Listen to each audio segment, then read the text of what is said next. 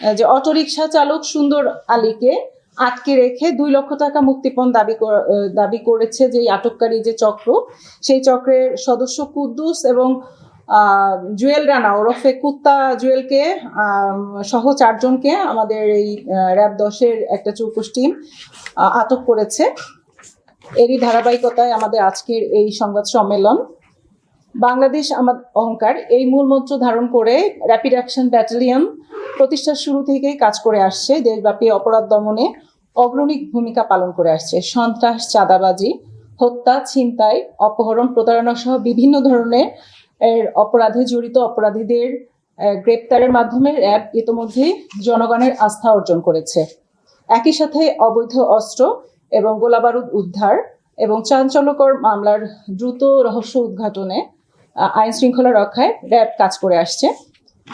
এরই ধারাবাহিকতায় ঢাকা জেলার দক্ষিণ কেরানীগঞ্জ এলাকার চর কুন্দুলিয়া গ্রামের বাসিন্দা মোহাম্মদ সুন্দর আলী, তিনি পেশায় একজন অটোরিকশা চালক। তিনি তার প্রথম স্ত্রী মারা যাওয়ার পর দ্বিতীয় বিয়ের উদ্দেশ্যে মেয়ে দেখার জন্য তিনি গত 19/7 তারিখে বিকাল আনুমানিক 17:30-এর সময় তিনি দক্ষিণ কেরানীগঞ্জ থানাধীন গোলামবাজার এলাকা হতে কোনাখোলা হয়ে রামের কান্দা এলাকার দিকে রওনা হন। পথিমধ্যে কোনাখোলা এলাকায় পৌঁছালে, ধর্মসুর এলাকায় পৌঁছালে আসামি কুদ্দুস এবং জুয়েল রানা সহ 4 জন তাকে অটোরিকশার গতিরোধ করে। তাকে মারধরপূর্বক সেখানে জোরপূর্বক তাদেরকে নিজেদের অটোরিকশায় উঠিয়ে নিয়ে যায় এবং এখান থেকে তাকে রামের কান্দা বালুর মাঠ এলাকায় নিয়ে যায় এবং আসামিকে ভয়ভীতি প্রদর্শন করে 2 লাখ টাকা মুক্তিপণ দাবি করে। এরপর তারা অপহরণকারীরা এই ভিকটিমকে চেতনানাশক ঔষধ খাইয়ে তাকে অজ্ঞান অবস্থায় নিয়ে যায়। এইখানে তাকে যখন সে জ্ঞান ফিরে তখন তাকে আসামি রাকিবের ভাড়া বাসায় তাকে আটকে রাখা হয় এবং তার ফোন দিয়ে তার পরিবারের সাথে যোগাযোগ করা হয় এবং 2 লাখ টাকা প্রদানের জন্য তার পরিবারকে বারবার চাপ প্রদান করা হয় এবং তাকে প্রাণনাশের হুমকি দেওয়া হয় যে এই টাকাটা না দিলে তাকে মেরে ফেলবে। এমত অবস্থায় ভিকটিমের পরিবার একটা পর্যায়ে তারা নগদের মাধ্যমে প্রথমে 5,000 টাকা তাকে দেয় এবং পরবর্তীতে আরো 39,000 টাকা তারা বিভিন্ন আত্মীয় স্বজনের কাছ থেকে ধার করে অপহরণকারীদেরকে পাঠায়। তারপরও তারা কিন্তু ওই ভিকটিমের পরিবারকে বিভিন্ন সময় চাপ দিতে থাকে। তো একটা পর্যায়ে তারা উপায়ন্তর না দেখে থানায় একটা অভিযোগ করে এবং অধিনায়ক মহোদয়কে, র্যাব 10-এর সম্মানিত অধিনায়ক মহোদয়কে ওভার ফোনে যোগাযোগ করে স্যারের সাথে গভীর রাত্রে।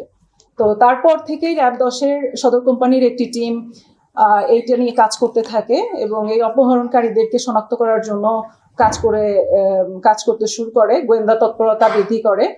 তো তারই ধারাবাহিকতায় দ্রুততম সময়ের মধ্যে পরবর্তী দিন আর কি গতকাল 20/7/2026 তারিখে দুপুর 2টার দিকে আমরা অপহরণকারীদের ঠিকানাটা তথ্য প্রযুক্তির সহায়তায় আমরা অপহরণকারীদের ঠিকানাটা শনাক্ত করতে পারি এবং একটা অভিযান পরিচালনা করে এখান থেকে এই যে দক্ষিণ কেরানীগঞ্জ থানাধীন সুবাড্ডা এলাকায় অভিযান পরিচালনা করে আসামি রাকিবের ভাড়া বাসা থেকে এই অপহৃত যে সুন্দর আলীকে একটা তালাবদ্ধ রুম থেকে হাত পা বাঁধা অবস্থায় আমরা উদ্ধার করি এবং একই সাথে আটককারী চক্রের সদস্য মোহাম্মদ কুদ্দুস মিয়া, পিতা মৃত মোজাফফর বাদশাহ, কাজীরচর থানা মুলাদি, বরিশাল, আর আসামি মোহাম্মদ জুয়েল রানা ওরফে কুত্তা জুয়েল, পিতা হাজী আব্দুল করিম, সুবাড্ডা উত্তরপাড়া, দক্ষিণ কেরানীগঞ্জ, আসামি মোহাম্মদ রাকিব হাওলাদার, পিতা আব্দুর রাজ্জাক, কৈখালী, বাউফল, পটুয়াখালী, এবং আসামি বায়েজিদ ওরফে অপু মীর, একে পিতা শাহাবুদ্দিন, কাউখালী, পটুয়াখালী।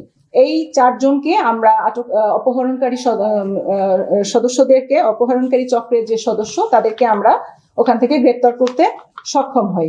এই গ্রেপ্তারকৃত আসামিদের নামে কিন্তু পূর্বেও বেশ কয়েকটি মামলা আছে। যেমন এই যে গ্রেপ্তারকৃত আসামি মোহাম্মদ আব্দুল কুদ্দুস মিয়া, এর বিরুদ্ধে 2টি ডাকাতি প্রস্তুতির মামলায়, 1টি অস্ত্র মামলা সহ মোট 4টি মামলা আছে। আর আসামি মোহাম্মদ রাকিব হাওলাদারের বিরুদ্ধে 1টি ডাকাতি প্রস্তুতির মামলা আছে।